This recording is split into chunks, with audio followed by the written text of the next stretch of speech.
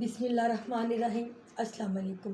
آپ کی host doctor زرکا نسیم غالب حاضر ہے ہمیشہ کی طرح خوبصورت شخصیت کو لے کے۔ ساتھیوں، آپ کو معلوم ہے ہمارا کام ہے نگینے چننا اور ان کی روشنی آپ تک پہنچانا۔ آج جس نگینے کو لے کر حاضر ہوئی ہوں، ان کی آواز، ان کا بولنے کا انداز اور ان کی پرسنالٹی سے میں شروع سے مرعوب ہوں۔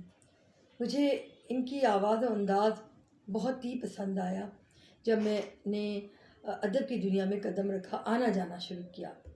ادب کی دنیا سے مراد یہ نہیں کہ لکھنا شروع کیا، لکھنا تو بچپن سے شروع کیا ہوا تھا۔ جب میں نے ان تقریبات میں آنا جانا شروع کیا تو میں نے آپ کو جب سنا، آپ یقین کریں مجھے ایسے لگا جیسے سچ میں آج بھی ادب حیات ہے، ابھی ادب مرا نہیں، ابھی بھی ادب میں ادب پرور ادیب موجود ہیں۔ جن کی میں بات کر رہی ہوں اس شخصیت کا نام ہے سید احمد حسن زیدی صاحب۔ چلتے ہیں ان کی طرف اور باتوں کا سلسلہ شروع کرتے ہیں۔ ان کی طرف سے ایک بات آپ کو بتاتی چلوں، آپ کی آواز میں بچپن سے مظفر وارثی کو بڑا سنا کرتی تھی۔ مجھے ان کی نعت کہنا اور ان کی آواز اور ان کا انداز بڑا اچھا لگتا تھا اور میں گھنٹوں بیٹھ کے ان کی نعتیں سنا کرتی تھی۔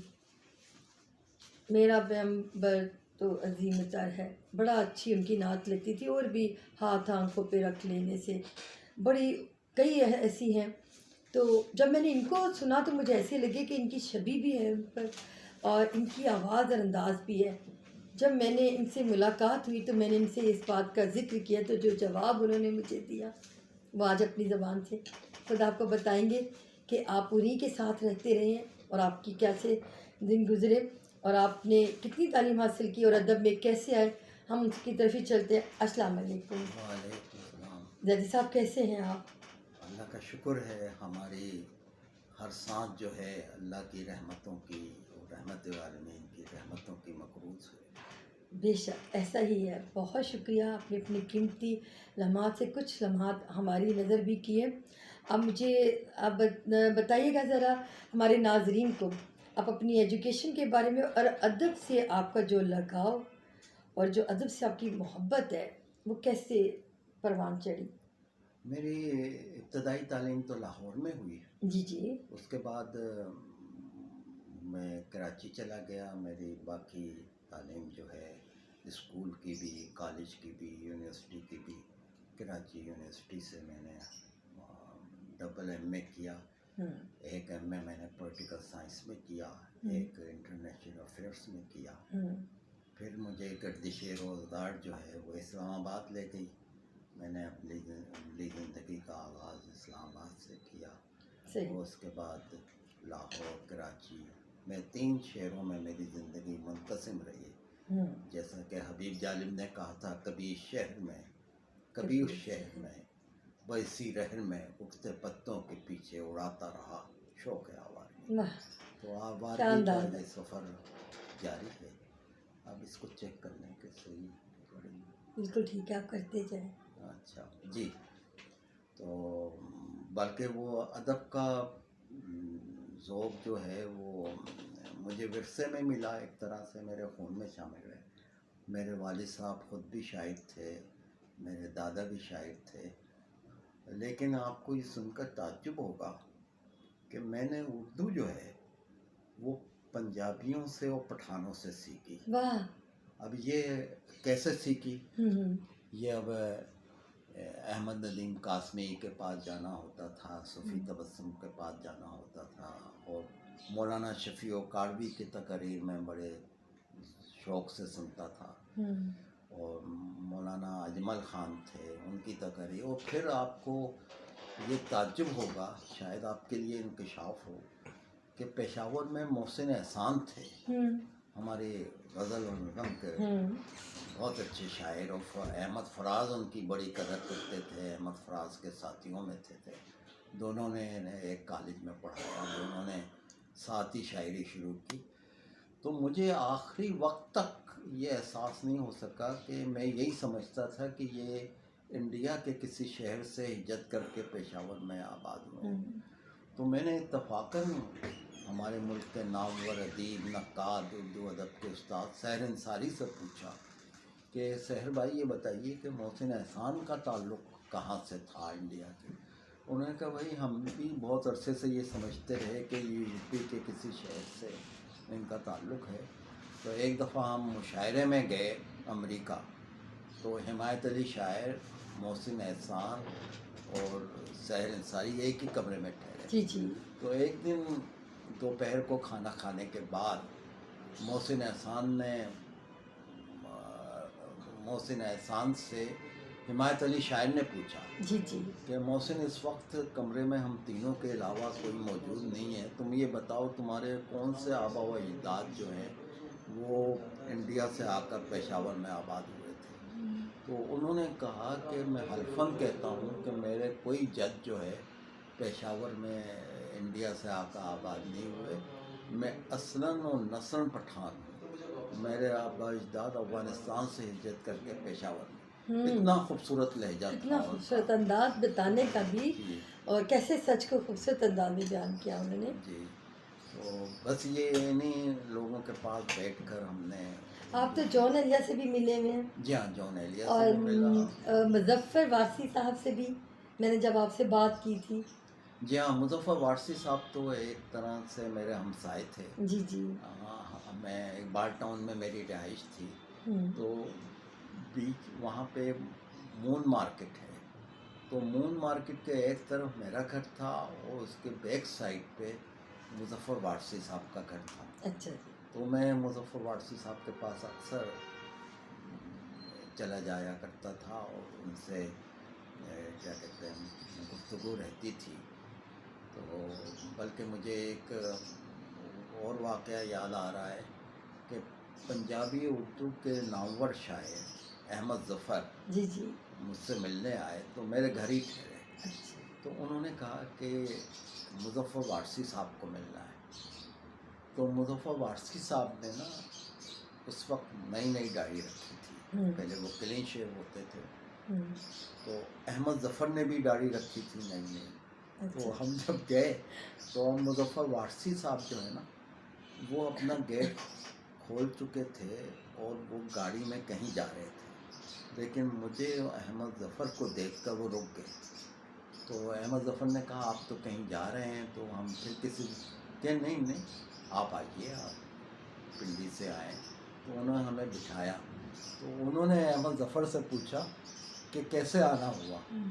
تو احمد ظفر نے بڑا دلچسپ جواب دیا کہ میں نے سوچا آپ کی داڑھی دیکھ بھی لوں، اپنی داڑھی بھی آپ کو دکھا دوں.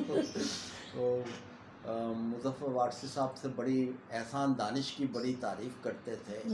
وہ ایک بات پہ بڑا دکھ کا اظہار کرتے تھے وہ کہ احسان دانش کو، اتنے بڑے شاعر، استاد شاعر کو لوگوں نے بھلا دیا ہے، ان کے بچوں نے بھی بھلا دیا، ان کے حوالے سے کوئی پروگرام نہیں ہوتا. جبکہ وہ بڑی روحانی شخصیت کے حامل تھے اور بہت ہی خوبصورت انسان اور بڑے پائے کے شاعر تھے. مجھے نا ایک ان کے 2 شعر یاد آ رہے ہیں احسان دانش کے، کہ میں سمجھتا ہوں یہ شعر تو ہمارے شاعروں ادیبوں کے لیے ایک نصاب کی حیثیت رکھتا ہے، منشور کی، کہ میرے افلاس نے کبھی کھائی نہیں دولت سے شکست، میرے افلاس نے کبھی کھائی نہیں دولت سے شکست، اور اس ملک کے فنکار سے کیا چاہتے ہیں.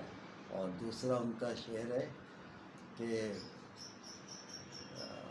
فصیل شب سے کوئی ہاتھ بڑھتا ہے، فصیل شب سے کوئی ہاتھ بڑھتا ہے، فضا کی جیب سے سورج نکالنے کے لیے.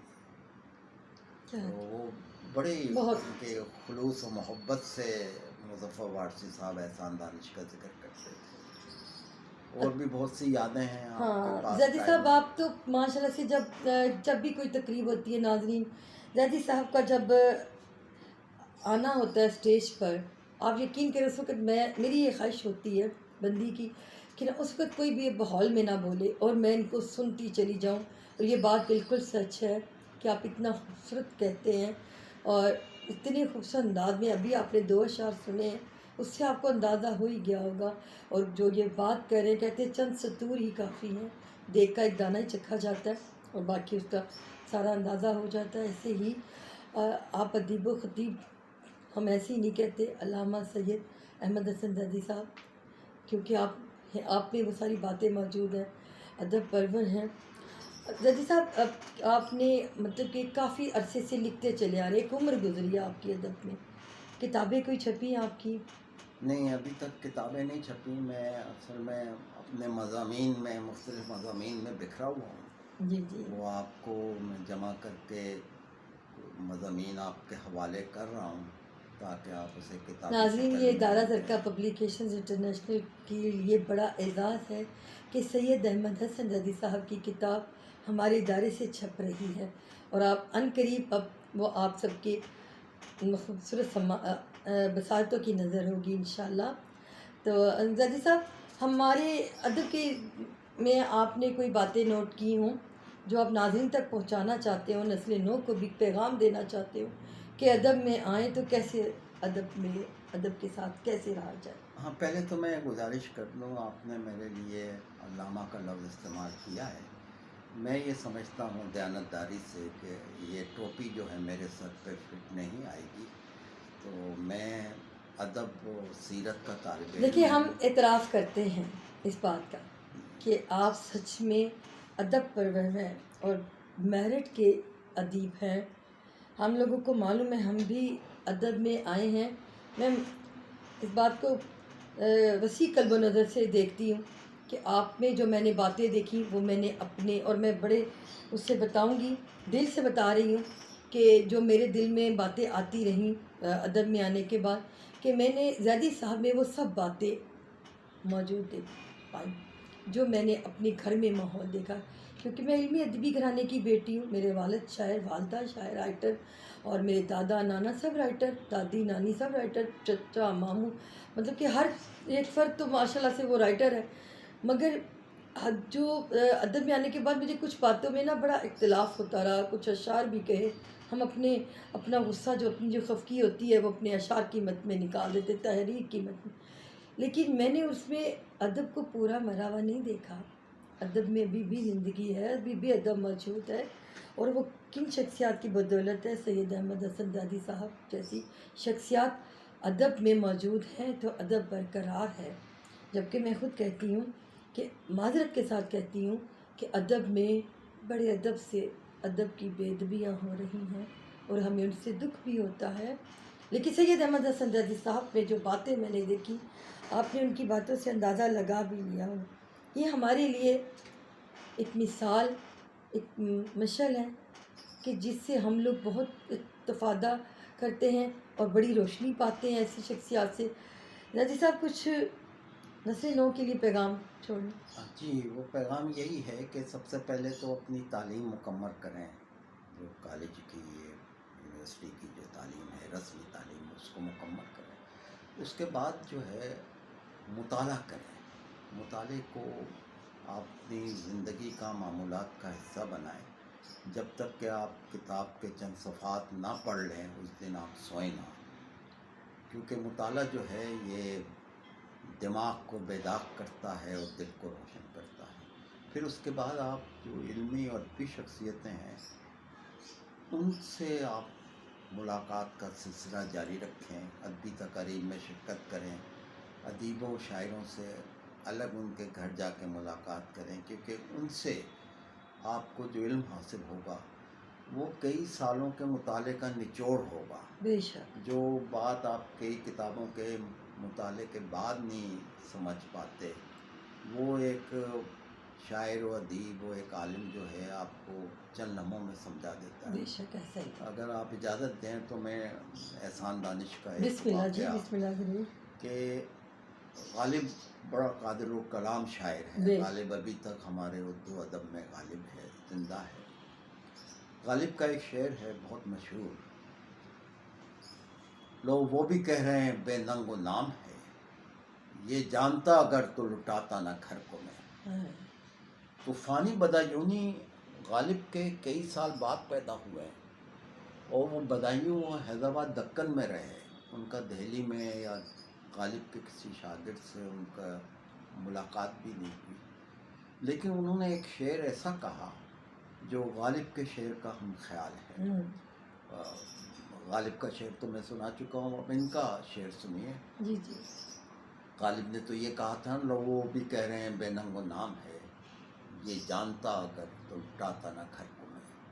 فانی کہتا ہے کہ بہلا نہ دل نہ تیرگی شام غم گئی، یہ جانتا تو آگ لگاتا نہ گھر کو میں۔ اب مجھے یہ بات سمجھ میں نہیں آئی کہ حیرت انگیز مطابقت و مشابہت کیسے پیدا ہوگی کہ کئی سالوں کا فاصلہ ہے، اور فانی جیسے عظیم شاعر کے بارے میں ہم یہ بھی نہیں کہہ سکتے کہ اس نے سرکہ کیا ہے۔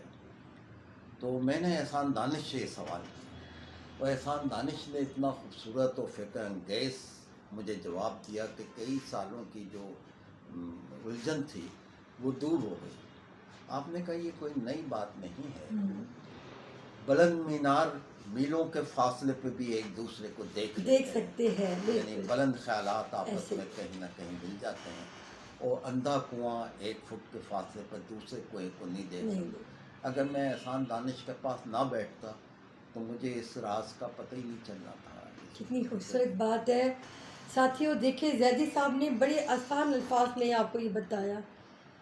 کہنے کو تو میں بھی ایک شاعرہ اور رائٹر ہوں، میں بھی یہ بات کرتی ہوں کہ میں جب تک ادب کی دنیا میں نہ آئی تھی، میں نے ادب کو صحیح طرح سے پہچانا ہی نہ تھا، اور شاید مجھ میں بھی وہ باتیں نہیں آئی تھیں جو مجھے ادب میں آنے کے بعد اور اتنی پیاری شخصیات کو ملنے کے بعد مجھ میں وہ نکھار آنا شروع ہوا۔ گو کہ میرا گھرانہ علمی ادبی تھا، لیکن وہ ایک حد تک تھا، ہم لوگ کبھی اس سے باہر تو نہیں تھے نا۔ جب تقریبات میں آئے تو وہ وسیع ہوتا چلا گیا، جب شخصیات کو ملے تو اور وسیع ہو، اور مطالعہ یہ تو میں تو ٹیچر ماں کی پروفیسر والدہ کی بیٹی ہوں، تو وہ تو ویسے ہمیں کتابیں گفٹ دیتی تھی اور کہتی تھی بس کتابیں پڑھا کرو، سب سے بہترین دوست ہے۔ آج کل میں بھی بچے پڑھاتی ہوں، آج کل نہیں کافی عرصے سے پڑھا رہی ہوں۔ میں نے دیکھا کہ پہلے لوگوں میں بچوں میں رجحان نہیں رہا تھا کتابوں کا، لیکن وہ دور اب پلٹ رہا ہے۔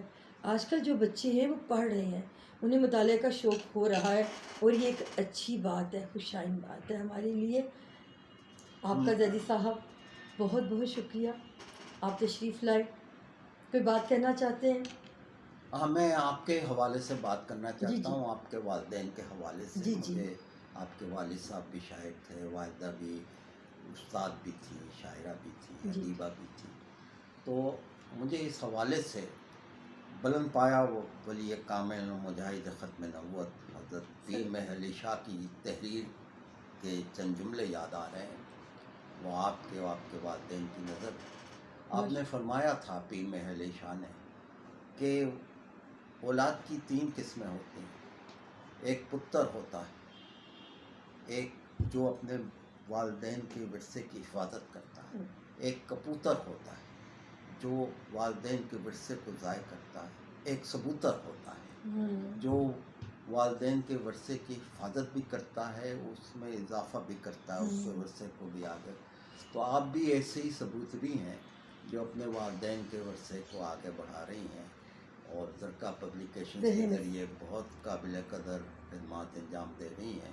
اللہ تعالیٰ آپ کو اپنی کامیابی میں اپنے سفر میں کامیابی کا تاج پہنائے آپ کو، اور آپ کا یہ تخلیقی اور یہ سفر جاری رہے۔ تو آپ کے لیے بہت ساری دعائیں۔ بہت شکریہ، آمین ثم آمین۔ ساتھیوں، یہ تو میں آپ سب کو بتاتی بھی رہتی ہوں، اور یہ سچ بات ہے کہ میں اپنے لیے ادب میں نہیں آئی، میں اپنے ماں باپ کے لیے آئی ہوں، اور میں وہ کام پورا کرنا چاہتی ہوں کہ جو وہ کم عمری میں اس دنیا سے چلے گئے اور کام پورا نہ کر سکے۔ میرے لیے دعا ضرور کیجیے گا کہ یہ کام میں پایہ تکمیل تک پہنچا سکوں، اور وہ شمع جو روشن کر کے گئے ہیں وہ سب کے لیے میں جلاتی ہی رہوں، اور ہم کئی دیے ایسے روشن کرتے رہیں جس کے ساتھ کئی دیے روشن ہوتے رہیں، اور یہ ہمارا ملک جو ہے انشاءاللہ روشنیوں کا گہوارہ، خوشیوں اور کامیابیوں کا گہوارہ بن جائے گا۔ اپنا بہت خیال رکھیے گا، شاد رہیں، آباد رہیں، ہمارے ساتھ رہیں۔ اللہ حافظ۔ پاکستان زندہ باد۔ بہت اچھا انٹرویو ہو گیا۔